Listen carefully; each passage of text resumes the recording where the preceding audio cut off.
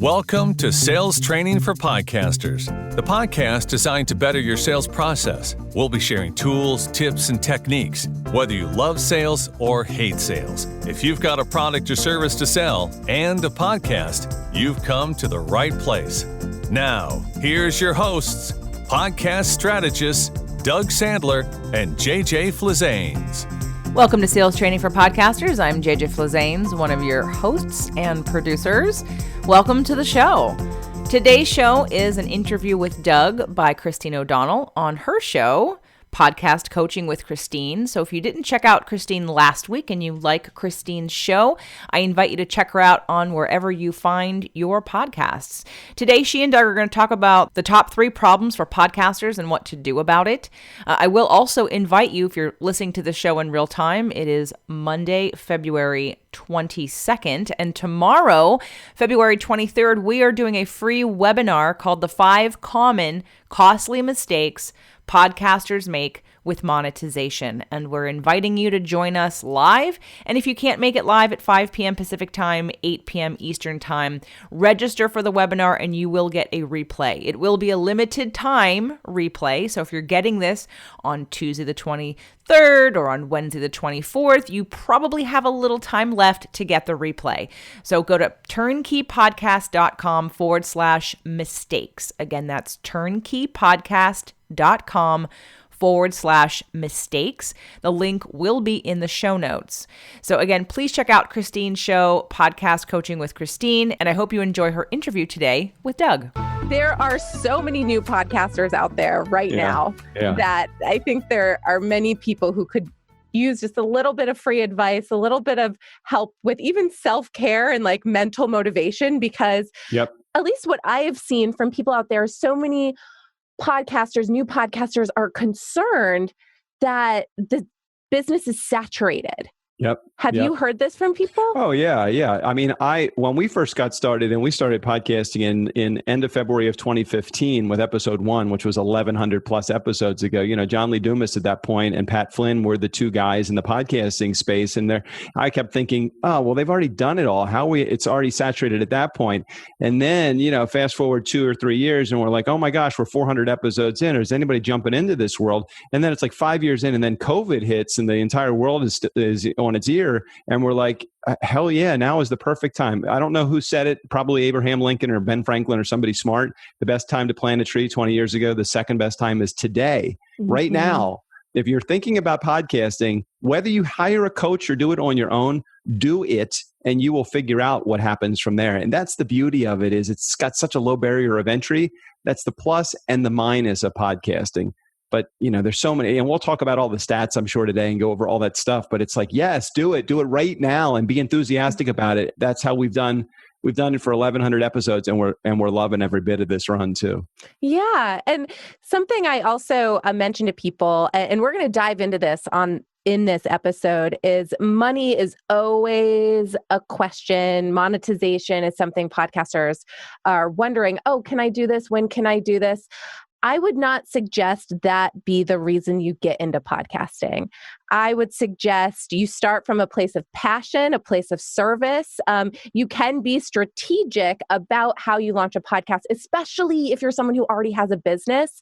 But think always as, how can you provide a service to people? How can you give them something that for free that they will totally be able to use and love?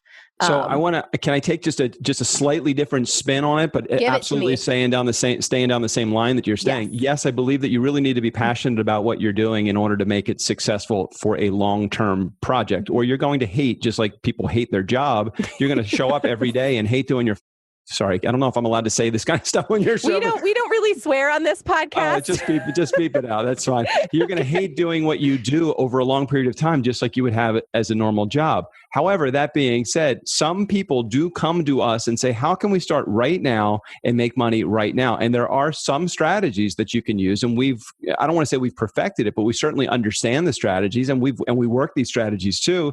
If you need to make money right now, you can absolutely do it right now. Even before you launch a podcast or even launch your first show. We have one example of a show that we did that we made $30,000, actually $35,000 before we even launched the first episode. So what I say to people is, yes, you can make money at podcasting. Yes, you may have to sell your soul in order to do that. But I would tell you the original reason, exactly as you say, Christine, when you get into podcasting, do it because of the love of what your message is all about, because that truly is what's going to carry you on through those dark periods. I mean, Strickland is my co-host of the Nice Guys on Business podcast. We spent 17 months figuring out a bunch of these strategies. And yeah, if we didn't love what we were doing and the message that we were sharing over those 17 months, we would have quit after episode 2 because we sucked. It's like we were really bad. We didn't know if we were doing product reviews, business advice, tech experience. We had no freaking clue. But we stumbled our way all the way through to being, I don't want to say any level of success, because compared to many other podcasters and people in business, we may just be the ant under their foot. But for us, we feel like, oh my gosh, all of we have accomplished and the guests that we've been able to interview over the last 5.5 years has been incredible. We love it. What does success mean to you guys? So I think I come back even before podcasting and think about what success would mean to me in general. And it would be doing what you do with whomever you want to, whenever you want to. And that's kind of like the definition of freedom to me. I've been an entrepreneur for 30 plus years, and I'm gainfully unemployable, as I like to say to any time I've ever had somebody that's like an employer that's have been on my show. I don't think I could ever have a real job again. So for me, success really is doing what I do with whomever I choose to do it, whenever I want to. And that for me is the epitome of like, I can wake up. Now I don't, because I don't get to sleep as late as I want, because I kind of jam my schedule filled with guests and podcast opportunities and business opportunities and all this other stuff. So maybe to a degree, I'm a victim of my own success, or my own crime of doing what I tell people not to do when it comes to going to work at a job. But I love it. I never feel like I work a day in my life, because I love doing what I do. And I've always been that way, no matter what I've done. So you're saying that you have this personality that kind of makes you a workaholic, but only specifically in what you love doing. Yeah, that's very true. And because when you do that, so I said I got into podcasting, and we started with a business show because I had 30 years of business experience, and I kind of felt like I could teach the world a lesson. Big me can teach the world a lesson. But then I started to find things that I was like passionate about. Like, I have this car, a 65 Mustang, and I wanted to create this Mustang podcast. It had nothing to do with money, but everything to do with the passion. So now I drive myself into that world, and it's like, hey, there's no money in that show, but I still love the hours that I spend in the course of the week or the month, producing that and hosting that show as well. So yes, I do probably drive myself into that own hole every once in a while. And I'm like, oh my God, how did I get here? I keep telling people never to drive yourself crazy by overworking yourself. And yet here I am overworking myself, but I don't really feel like it's work. I love it. So only by the external world's definition, I'm probably like, man, you're not even following your own advice. I kind of am, because I love doing what I do. A lot of stuff in there. Well, that's awesome. That's awesome. But I find myself trying to figure out, like in my mind, I'm like, what is Doug's workflow like? Like, what's a day in the life of Doug Sandler look like? So, I guess if I pulled back and said, what does a week look like? It might be easier to look at the days, because I really try not to schedule anything on Mondays and Fridays. And yet, how did we end up here on a Monday recording this episode? The reason we did was because I leave gaping holes in my schedule on Mondays and Fridays so that I can do things like, hey, when you talk to Christine and she's got a baby in her arms and technical hell is breaking loose, it's like, okay, when can I fit her in my schedule? I don't want to say, geez, Christine, I'm going to be able to do this in like 3 months from now, because given the opportunity, my schedule will get filled, because I am the guy that will take those meetings where somebody says, hey, can I pick your brain for a few minutes? Because I love to figure out like, what do people want and what do people need? So I find myself driven into that. So if I don't set those times on my schedule, it'll never, I'll never have my Mondays and Fridays to reschedule the meetings like with you. So Tuesdays, Wednesdays, and Thursdays tend to be when I do all my interviews and my episodes and whatever. I have a production team now behind me that's able to do all this stuff, so I don't have to get wrapped up in that. The weekends I really do I do my best not to get in front of my computer. Although sometimes I do end up doing some fun projects with like Kajabi, like landing page building and funnel making and all that stuff. But again, I love it. It's like the creative guy in me comes out. So my biggest work days are Tuesday, Wednesdays, and Thursdays. My off days are Mondays and Fridays. I tend to take the weekends off as best as I can. I absolutely work in me time into my schedule. JJ and I go to the beach twice. I'm a mile and a half from the Pacific Ocean, and we're a mile and a half from there. So we go to the ocean a couple of times. We do some exercise on Mondays and Wednesday mornings. I don't really love like, okay, I'm just going to veg and watch television, but we do find time for that too. Cause like, Outlander and all that. It's like, yeah. Yes. Do you love Outlander? Oh my gosh. I'm on season 5 right now. I'm totally loving Outlander. Yes. Oh my gosh. Wait, No, I don't want to like, I think I've watched everything. Don't say anything. So, so Madam Secretary and Schitt's Creek and, and Breaking Bad before all of that stuff and New Girl and, just, so I will find time to do that. We don't have cable, but I have Netflix. I always joke with everybody, which is probably just as bad as having cable. I'll tell you one thing I don't do though. No news. There is no news in my life. I have completely separated myself. I mean, I probably did that a dozen years ago though.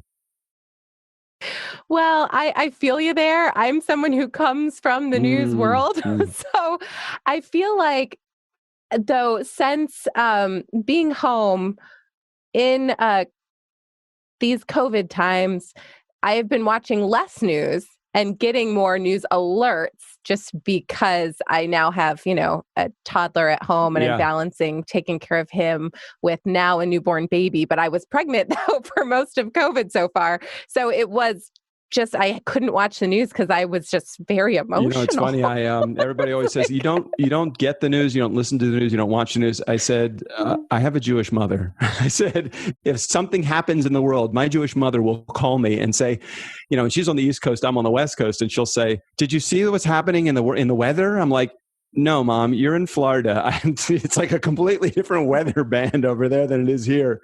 What are you going to do about I'm like, fill in the blank here. What are you going to do about that?" I'm like, "I'm not going to do anything. I'm going to stop talking and I'm going to go out inside and take a walk." And that is how my literally all of my news comes from one of my best buddies, Scott, back on the East Coast in Baltimore, and my mom who lives with her boyfriend in South Florida. So I get all the news I need to get directly from those two. So I don't need any other resource. Yeah, I find myself, and I don't know if you've listened to this podcast before, but a friend of mine who is also a journalist out here in Los Angeles, Erica Mandy, has this podcast, The Newsworthy, which is all of your day's news in 10 minutes. Fast, fair, fun, and on the go. Well, fast, fair, and fun. I like the fun part. That probably would be a big party for me. And maybe I wasn't 100% truthful with that because as I'm thinking about it, I do listen to The Daily, which actually is a news program, but it's kind of like I don't want to say it's a feature slanted, but it kind of is. It's my entertainment. It's like my reality entertainment of the day comes from The Daily. Michael Barbaro, I have this thing about listening to him and his reporters and his kind of his cadence. I like listening to his show. Yeah. Shout out to some other podcasters. Yeah, totally. So you work Tuesday, Wednesday, Fridays. But how did your journey start? So you started with, was it the Nice Guys on Business podcast? And then your whole business exploded through that podcast first? Exactly. Or? So do you want me to start at podcasting and work my way to now? Or I can go anywhere. I just want to make sure if we're going to plant a stake in the ground, let's plant it somewhere, not go backwards. Let's plant. So I love to learn about people's podcasting journeys, right? Like, where did you start? And we kind of already talked about this a little bit, so you don't need to recap everything, but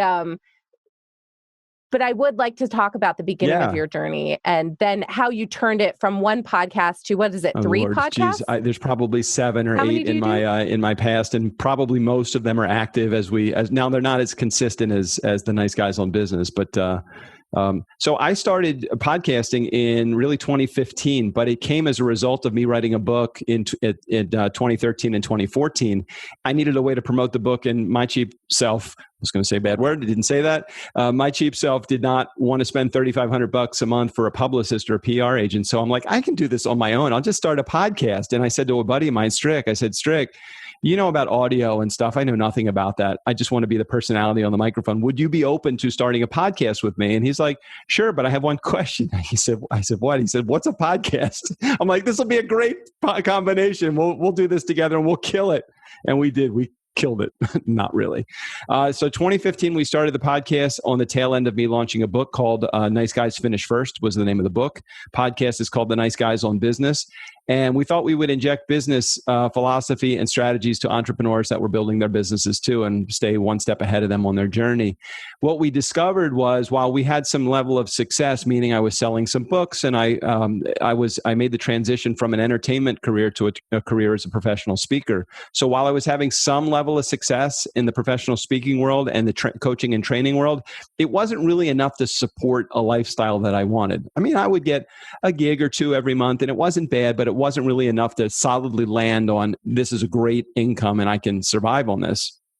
So we just kept throwing stuff to our community and saying, hey, buy this. And they wouldn't buy anything. Maybe every once in a while a trickle, like they would just tease me enough to say, here's a book sale. Here's $2. You know, like, hey, buy this. And here's a speaking engagement. Here's $5,000. But you got to travel across the country and spend a week doing it. You know, it's like, hey, buy this. It's a training program. And it's like, this is great. But I got to bring in like all these subcontractors. So I made like $1,000 to spend 2 months of my time doing something. And it was like, all of that stuff was amounting to something, but not really enough.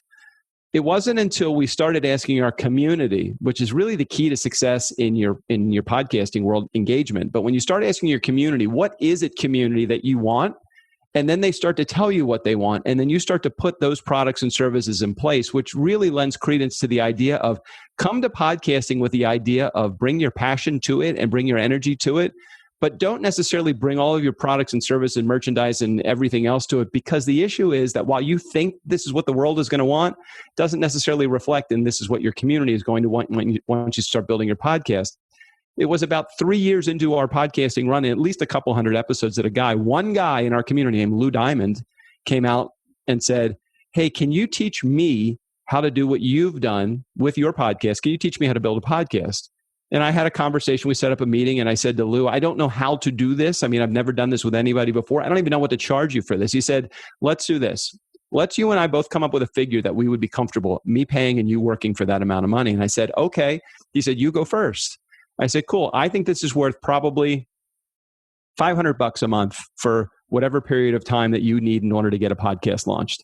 So he said, okay, one-on-one coaching, I'll pay you that. Let's see what we can do. 6 months later, he had a podcast, and it was probably the first of 200 people in our community that came out that said, this is what we want. So I went from being a guy that was teaching customer service and sales training and professionally speaking to a guy that became a podcast producer because of this one guy in my community, Lou, who is still a really good friend of mine. You know, he attributes us over the last 3 years of him building his podcast and nearly 500 episodes with us making him $650,000 over the course of the last, couple of years since it started taking off.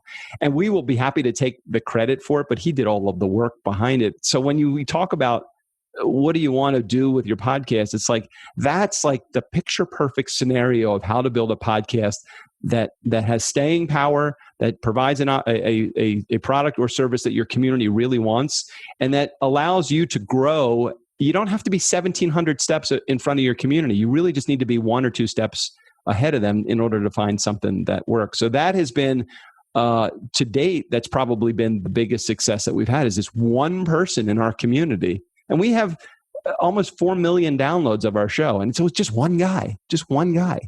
So for me, that's the beauty of where podcasting can really take you, is to find the one person in your community that's attracted to what you're saying enough to be a catalyst to help you build whatever it is that's about to come. And so it went from the Nice Guys on Business podcast and this one guy to now it's Turnkey Productions. So would you explain to the audience what Turnkey Productions is and what you guys do Sure. there? So Turnkey Podcast Productions is a podcast coaching. We go from concept to launch, full service podcast coaching.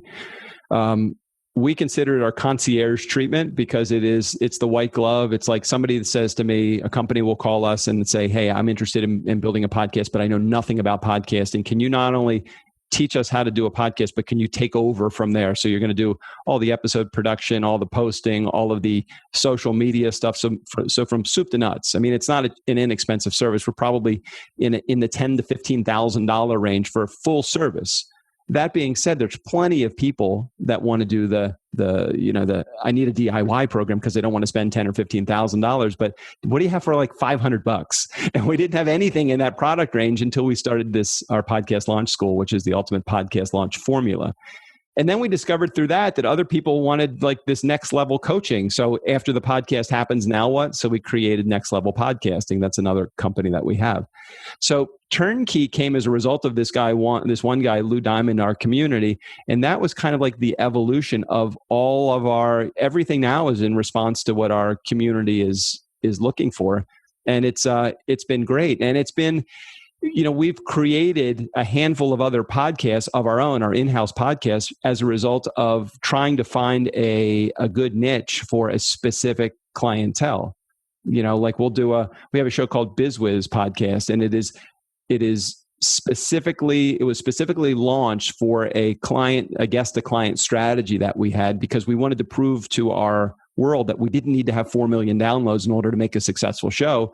We could actually have a successful show without having one episode out, without having one guest booked, and without really having a clear defined path on what the business plan was for the show.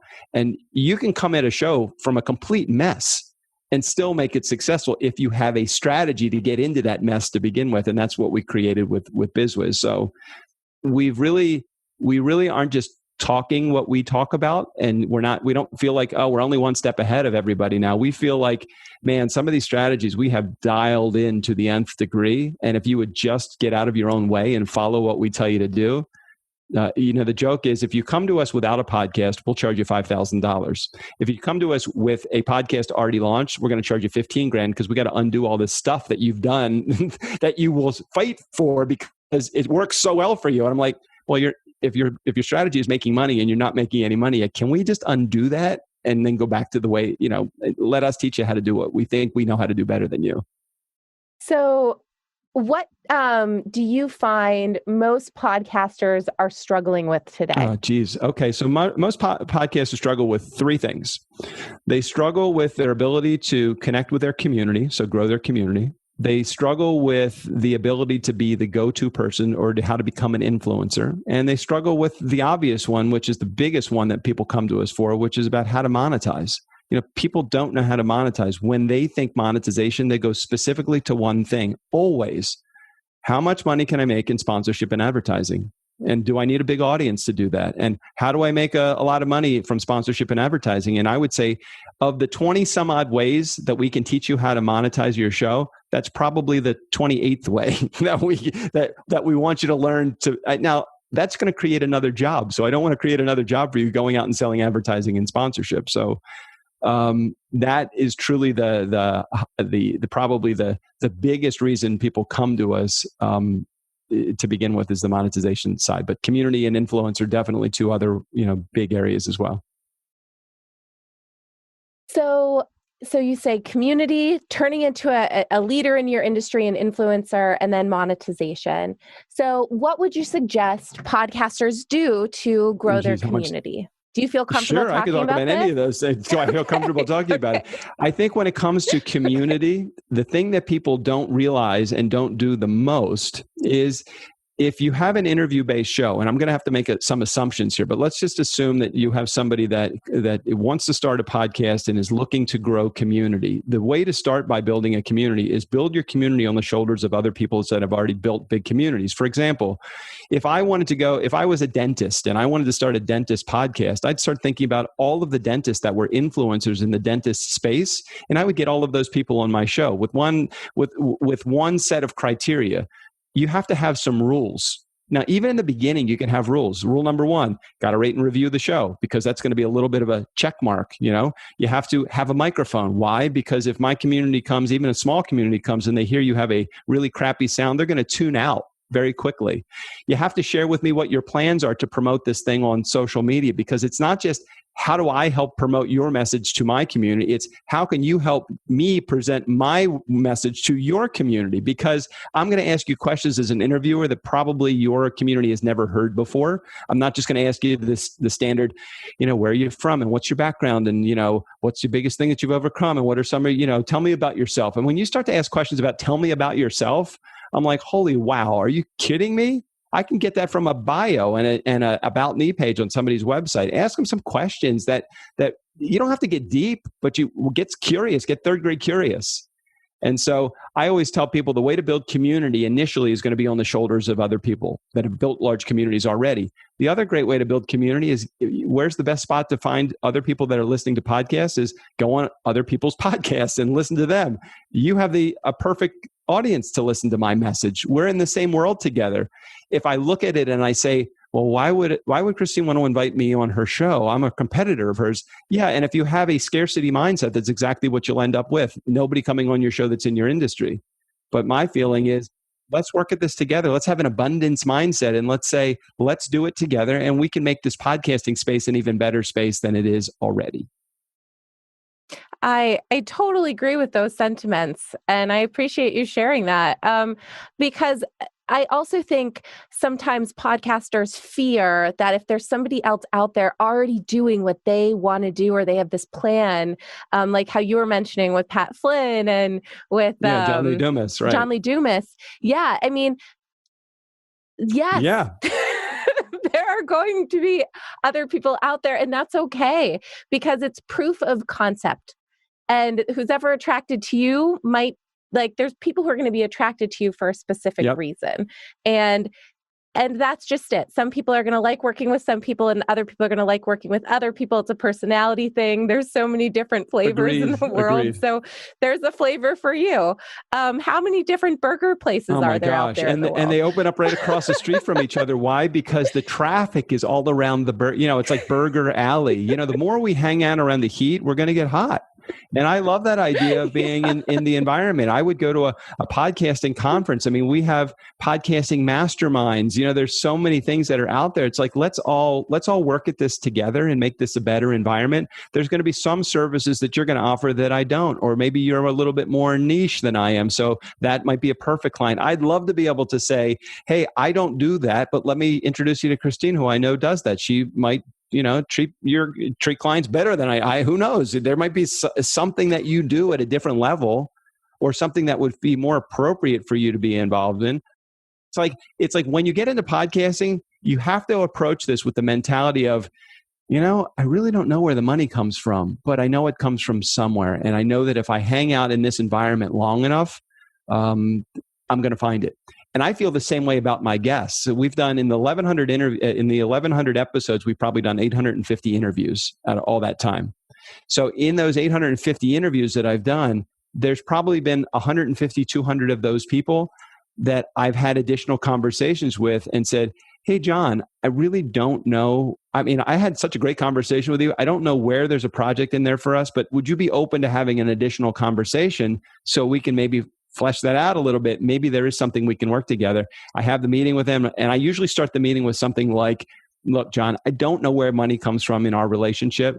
It's going to come from somewhere. I just don't know where. Are you okay with having a 30-minute conversation so we can figure it out?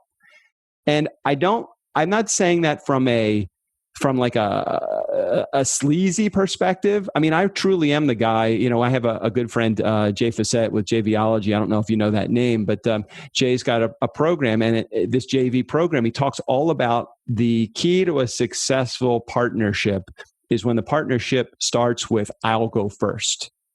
And I have no problem going first and proving to you, Christine, or anybody that I work with, it's like, I'm not looking to see what I can get out of it. Let me see how I can best serve you as a partner. And that way you'll see that I am invested in this relationship. It's not just about, because when you get excited and I can do something for you, you're going to get really excited about wanting to do something for me. And even if it doesn't take place immediately following me doing something good for you, you'll always have that, I call it mental IOU. There's a mental IOU in your mind if I do something good for you. And I don't get into it necessarily because of that, I can't wait for her to have a mental IOU for me. I get into it because I really do like, and this might sound corny or canned or whatever, I really do like serving. I think for me to support someone else through something, which is probably why I love podcasting so much, because especially an interview-based show, I share hundreds, almost 1,000 messages of other people on my show without saying anything about, look how good I am. And this is the I don't even know if many of the people in my community even know what I do. Because I ask all of my questions from a third grade curiosity perspective, unless I can go toe to toe with my guest. So for me, it really is a matter of how can I best serve my guest in my guest seat so that they can share their message with my community. And I think that my partnerships tend to go that way as well, which is the key probably to some of the success that we've had at Turnkey. Yeah. So, so funny we're talking about service again, and it's the same thing I feel like with podcasts versus like relationships when it comes to your business. It's just the more you keep in mind, like thinking, how can I help these people, or how can I just give something? It just comes back to you. So we were talking about the 3 different things that podcasters struggle the most with, and then how they can fix them. And that was growth. So community. Second was influencer-ness. How do I be an expert? How do I make people see me as an expert? How would you suggest people do that? So there's a few ways that you can turn yourself into an influencer. And I would say the number one way to do that is guilty by association. So what's the best way to become an influencer at something is to hang out with other influencers. Rub shoulders, rub elbows, whatever you want to call it. Get involved. Like I said before, you get around the heat and you will get hot. You stay involved with influencers and you become an influencer in your own right. So how do you do that? Well, there's people that always have stuff that's coming out. So let's take, I can only use me as the example in this case because I've lived it. I probably could share a number of stories. I haven't asked their permission, so I won't share the stories of other people that have become influencers through this methodology. But I'll share a little bit of my story with that. When we had maybe 100 episodes in, maybe 150, somewhere early on in our, less than 2 years into our program, I reached out to probably about 100 different publicists who had big name authors. And I connected with one. I don't even remember the publicist's name, but Arianna Huffington was her client, and she was writing a book called The Sleep Revolution.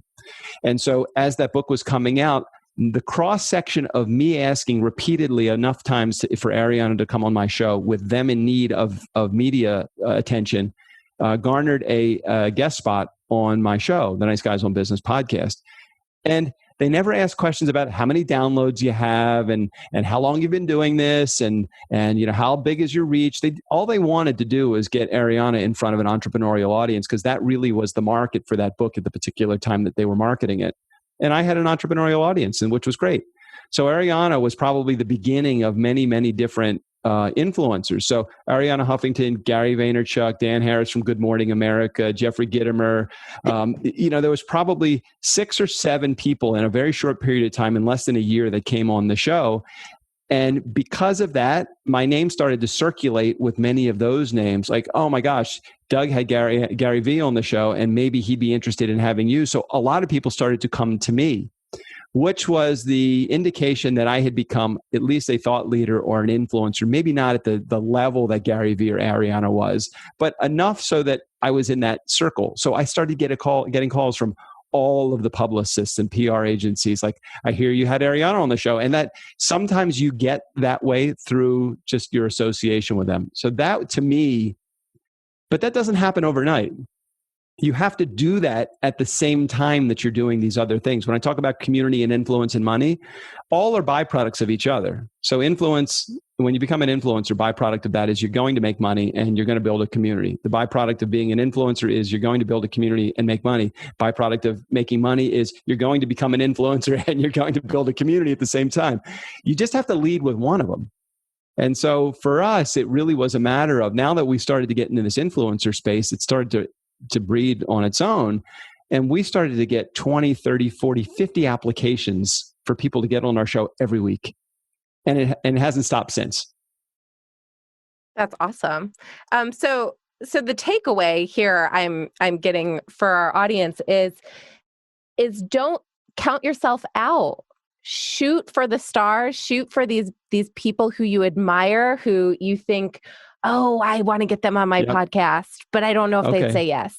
Reach anyway, and just keep, and while you're reaching, keep doing it with smaller a couple fish. Things. One that's really interesting, a friend of mine, Joe Fear, who has and Matt Wolf, his partner, have a very successful business called Evergreen Profits, and their show is called the Hustle and Flow Chart Podcast. And one of the strategies that Joe uses, and I think Matt uses this as well, but I communicate a lot more with Joe, is he puts at the tail end of every email in his signature line, trying to reach these people. If you know them, can you help? And it's literally an attached spreadsheet with 100 of his, I want these people. He probably gets a number of people. It's a great strategy to use when you're trying to become an influencer. And there are tons of ways to become an influencer yourself. And just don't, I get when we are first starting to train a lot of people, they go into excuse and sorry mode. Like, I'm so sorry. Can you please come on my show? I'm hoping that you will. I know it's the beginning. I'm like, would you knock that stuff off? If you believe that you own a media company, would you act like you own a media company? Because even in the beginning, keep in mind this, and I stress this with my clients all the time. Although right now you have no community, you had something that brought you to podcasting. So use the accolades that you had in your previous life to start. You can't say, 4 million downloads, 175 countries, 1,100 episodes, but you can say 40 years of experience as a business coach, 50,000 people on my social media following. And if that's not your stuff, come up with the stuff that is you. Promote the stuff that is you. But you have to keep in mind that when you start to think about what you own, a media company as a podcaster, they are not doing you a favor by coming on your show. You are doing them a favor by allowing them to present their message to your community. Because even right now, you have nobody. In 6 months or a year, and if you treat this like a business, you'll get business results. In 6 months or a year, when you do have a community, even a couple hundred, or even a couple thousand, or even a few dozen, when you do have that level of success, people are going to go back and listen to your entire catalog. We have people that today at episode 1100 will go back and listen to episode 1 through 10 through 20 through 100 of our show, when we felt like, oh my God, we sucked so bad. But at the same time, now that we have thousands and thousands and thousands of people that listen to every episode, it doesn't matter. That same commercial, that same guest is now being listened to from episode number 1. And if you treat it like that, I'm going to have a show that has listeners one day. And if you treat it like that, you won't keep thinking that people are doing you a favor by coming on your show. Absolutely. And I love that. And I also love the idea of people going back and listening to your show and learning your arc, oh my gosh, your journey. Our journey. Because because podcasts change so much as you get to know who your audience is, as you start to really engage. And that's okay. I think some people fear like having one idea and then having it change. And there really is no need to fear that, because I think it's happened with every successful podcast that I've interviewed here on the show. Podcaster. But yeah, the show changes based on what the audience is craving. And I think that a lot of people forget that, or they don't know that when they get started, because they're thinking, oh my God, how am I going to come up with content for 20 episodes? I'm like, I don't even care about 20 episodes. Just come up with content for the next one. Just give me the next one. And if you are somebody that has a specific story arc, JJ Flizanes, my girlfriend, who has a highly successful podcaster and has this hugely engaged community, she actually is organized enough to have this story arc and this through line from, she could probably come up with a 12-month through line. And I'm just like, I don't know what I'm going to talk about tomorrow. Literally every week on our episode, we do 3 episodes a week. And on Friday, it's just our episode with Strick and I, my co-host, and I just talking about everything and nothing. We have no idea what we're going to talk about literally until the microphone opens up. And yet we have been able to manage content for the last 250 Fridays. It seems to be, it works every time. So why am I going to mess that up? And we make a healthy mid 6-figure income from our show. And it's like, wow, how can you do that and not be organized? I don't know. This is what works for me. This would not work for JJ, but this works for me, which is great. But, different strokes for different folks in the podcasting space. Exactly. Exactly, for sure. I actually find with some podcast clients that I have, pre-production is super important for some shows. And then other shows, people just, they got it. They just got it. And it's great. But I personally think some pre-production is important for most podcasters. It's like jumping out of a plane without a parachute. Like you want to at least bring the parachute with you. Not just jump out of the plane. Let me just step back for just a quick second, because while I may feel like those Fridays are that disorganized mess that we create, we do 2 other episodes during the week, and those are interview episodes. Now, that being said, I don't arrive at those episodes ill-prepared and not ready for my guest, and haven't sent them any links or any. I mean, we have a back-end system that is kick butt. I mean, it is so dialed in that literally I could open up my computer 5 minutes before and have everything I need right in front of me ready for that guest. But it took me years to get there. Years of understanding the dynamic of how an interview works, years of understanding the importance of it's not just what happens during the interview, it's what happens from a service perspective with your guest before the interview, during the interview, and after the interview in the promotional phase that is so critical. I spent 30 years as an entertainer, and that entertainment, it was literally spent in the social world, in the high-end DC marketplace, emceeing bar and bat mitzvahs for a Jewish market in DC. Of course, bar and bat mitzvahs, Jewish market.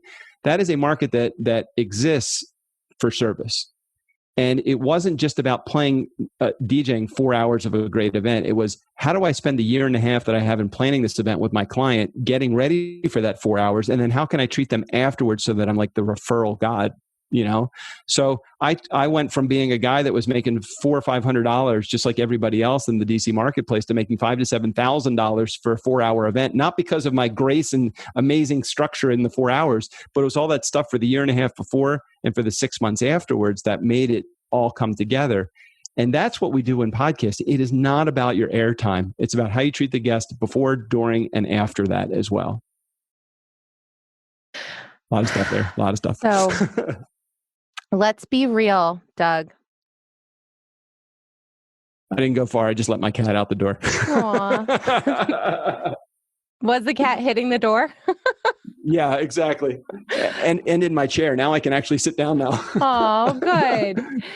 So I was going to say, let's be real for a second here, because when we first tried to do this interview, I have the recording saved. It was a hot mess.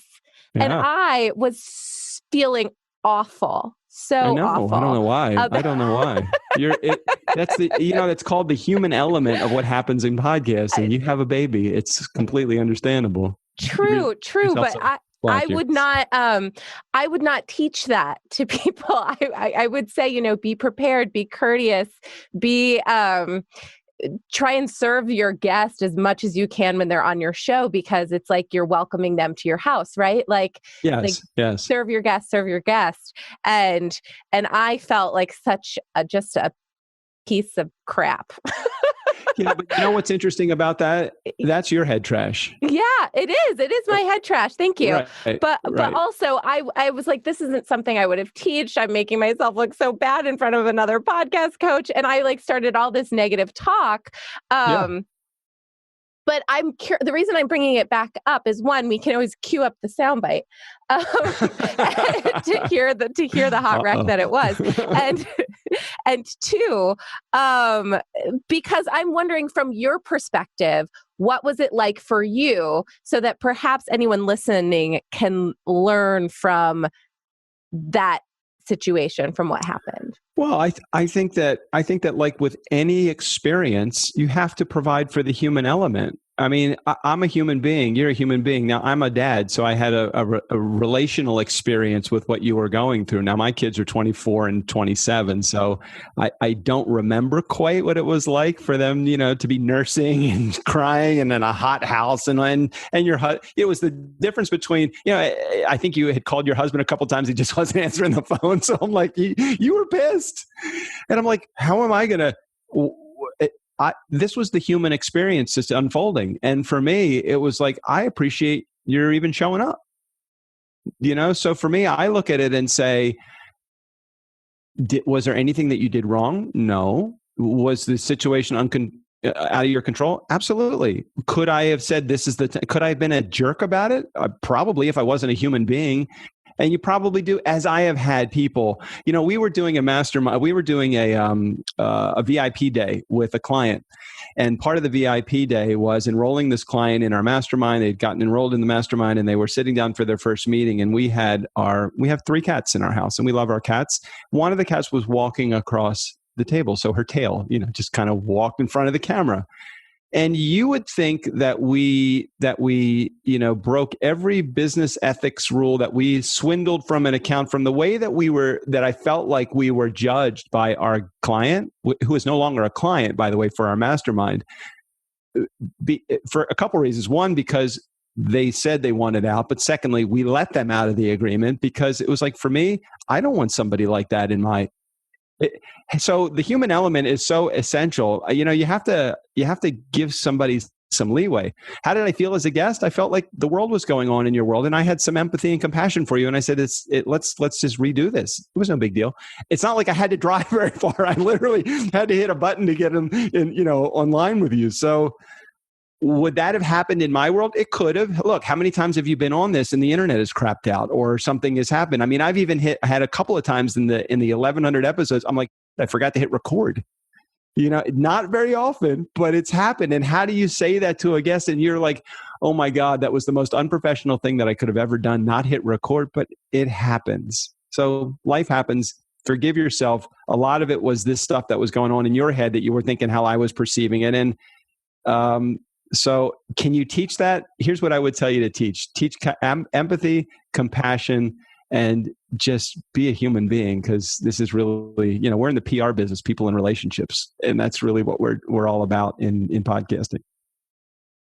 So come prepared and then get ready to jump. Yeah. So, and if you're not prepared on accident one day because of human things that happen, hopefully you have a guest as gracious as I did. Well, yeah, and I appreciate you saying that. What's great about it is when you approach an interview, my brother, who is no longer with us, but my brother had said early on as I started podcasting, he's like, man, that was a great interview. Can I offer you some advice? And I'm like, and he was in radio and awesome. I'm happy to take advice from my big brother. He said, you really need to let your guests talk. So you're having them on the show for a reason.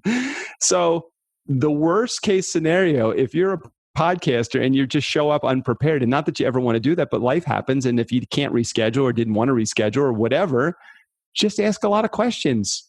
It's like, this is the best opportunity for you to really just hear what your guest is all about. Just ask questions from a third grade curiosity perspective. I bring that up over and over again, because that's really how I've led, most of my podcasting career as a dummy.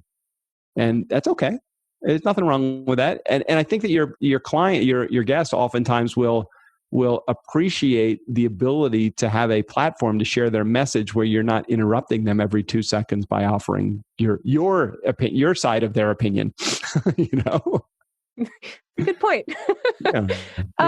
So the last thing we were going to talk about when it comes to the things that podcasters today struggle with, and I know this is a huge part of what you do with your program, is incorporating monetization to their podcasts. Yeah. So I would love to dive into this. What would you Sure. suggest people do? Okay, so the first thing that we do, and we actually have a conversation with people about getting involved in podcasting, we come up with this strategy, and we do ask them the question between community influence and money, which is the most important. Knowing that money is not a 4-letter word, it's okay to use that one, but where do you really, if you had to prioritize those three, and if money is the number one reason why they're getting into it, we have a specific strategy. We call it our guest to client strategy. And it literally is developing a funnel using your show as the funnel to bring people into pre-qualifying people with 2 ears. One ear is pre-qualifying them and how can they share a message with your community that's valuable to your community. So that's one ear. The other ear is sharing their message with your community so that you understand whether they ultimately are qualified to buy the stuff that you sell. So let's go back to a podcaster that starts an accounting podcast. And one of the things that they want to do is they want to have, and they sell accounting services on enterprise-wide to companies.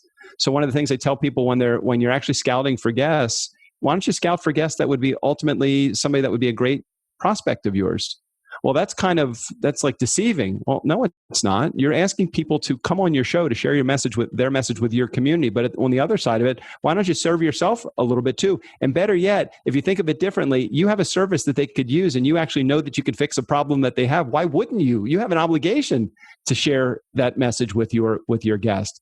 Now, don't turn your interview into a sales interview. Don't turn your interview into a, how can I get you onto my client list? Find out, I joke around all the time. This microphone for me, I don't know how it is for you, Christine, but this microphone for me, this is truth serum. And anytime this microphone is put in front of me, I must tell the truth. And one thing that happens when we deal with from a salesperson prospect relationship, when we ask a question to a prospect, they are guarded and protected. And they will do anything that they can to show to you why they don't need the services that you have, because you're going to get them. You're going to sell them.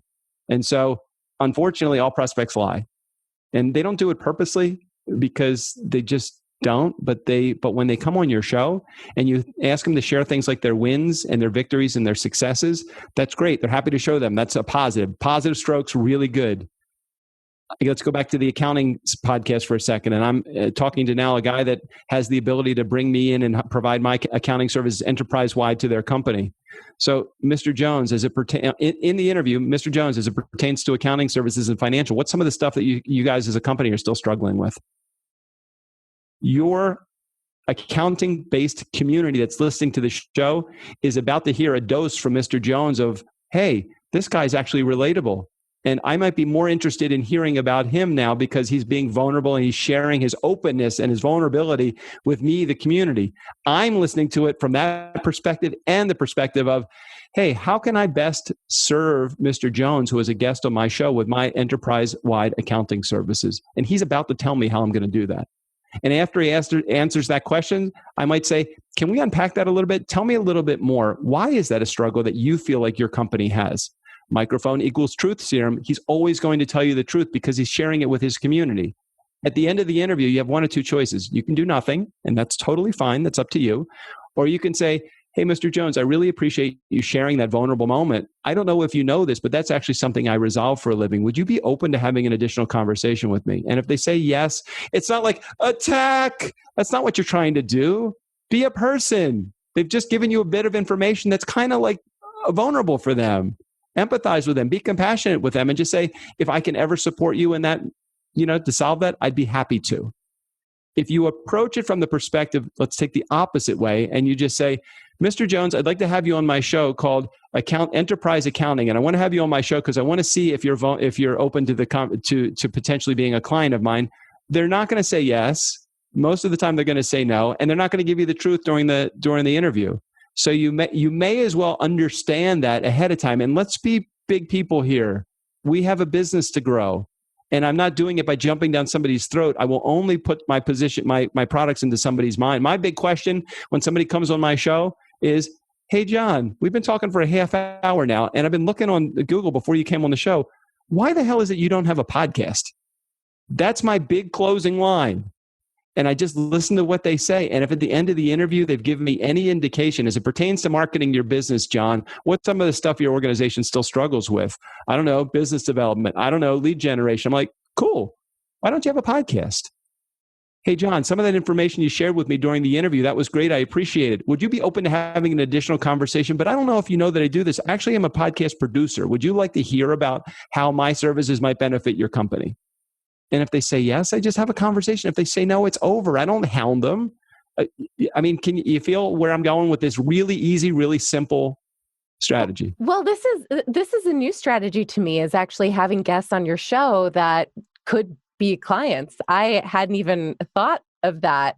Are you drinking? We taught another one. Ringing a bell? Yeah, just ring a bell. When did a bell just go off on your head and say, "Why the hell do I not do this"? No. Okay. Did a bell go off in your head and you say, "That's a little bit underhanded"? Honestly, I mean, that's a little bit. You're angling now. You're angling. Do I think? I think that it makes a lot of sense. I think that with my background, just because I come from the world of journalism, I would not have ever thought that way. Okay, but hold on. But before, I want to ask you a couple questions. I want to go down this path for a second. What do you do for a living? What do I do? Yeah. So I coach people how to launch and produce their podcast. Okay, I really focus on messaging, finding the right focus for them and their community. Okay, great. And I also produce shows and do help shows grow their numbers by booking them on other podcasts. Okay, great. Now you have this platform that you are teaching other people how to do exactly what you're telling them that you're going to do for them, right? I mean, this is what we're doing. I'm teaching some of the methodology. You're getting some information from me. You're providing that to your community who might be able to use some of those services, and they may use them through you or they may use them through me. It doesn't matter who. They're just getting the education. Yeah. So why wouldn't you incorporate what you do with how you do it and put people through the process? I would do it. I would, of course, mention it, and I do mention it in my podcast episodes, what I do, but I don't think that I would try to sell you on my services. Okay. And why is that? And why is that? I'm curious just why that is. Where was that? Where was the disconnect there? Because there was a level of disconnect. So it's like, if you have me, like you do some stuff that I don't do, right? I mean, I would assume so. I would assume so too. So at some point, why wouldn't one of your questions, either before, during, or after the interview, be, "Hey, Doug, this is some of the stuff that I do. Would I be able to be of assistance to your community? Do you think?" I mean, I agree, and I would say that I would ask a question like that after we were done with our interview. Why not to ask it during the interview? I'm not saying you have to ask it during the interview, but I'm curious. Because I personally, I love opportunities to collaborate with other podcasters, especially other podcasters in the industry. But I don't, and this is a disconnect for sure for me when it comes to thinking of how to make of monetizing. I don't necessarily always think, I would think, oh, if there's anything I can do to ever help you or your community, let me know. I would love to collaborate. That's something I would say. And I would just like forget the part where it's like, how can we make money here?